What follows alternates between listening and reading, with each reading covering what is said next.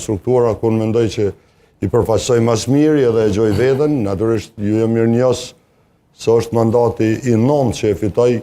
më thonë nëse fitoj edhe në tarnën do t'jeti 10 dhe kjo është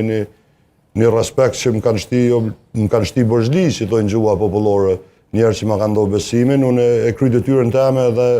gjithmonë unë e këmë thonë nuk jam hiç i interesuar për pozita, nuk kam qenë edhe 2-3 mandatet e fundit, jam akoma në garë për shkak se mendoj që i duhet me konë, nuk është se synoj në pozicion për pos qenë deputat në Parlamentin e Kosovës edhe asgjë më shumë. Domethënë do t'jem një njeri mbështetës i fuqishëm i Ardian Xhinit, një kujdestar kisha thonë, një përkras,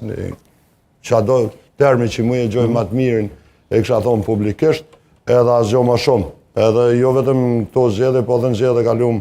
nuk kam pas pretendime dhe nuk kam pretendime. Sigur se e shoh veten shumë shpejt jashtë skenës politike.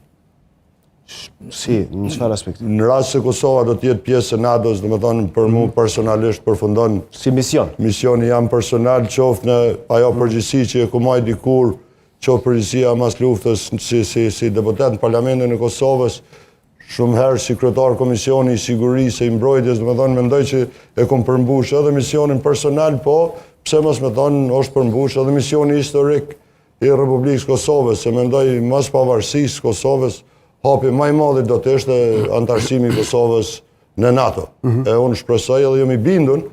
as më tepër që ju besoj shumë miqve tanë që Kosova është në drejtimin e duhur edhe besoj shumë që në vitet, jo shumë vitet e ardhshëm do të jemi antar i NATO-s. Zoti Tahiri, para se të jap fjalën panelit, çfarë thon matjet, cili është synimi i aleancës, cili është komunikimi nëpërmjet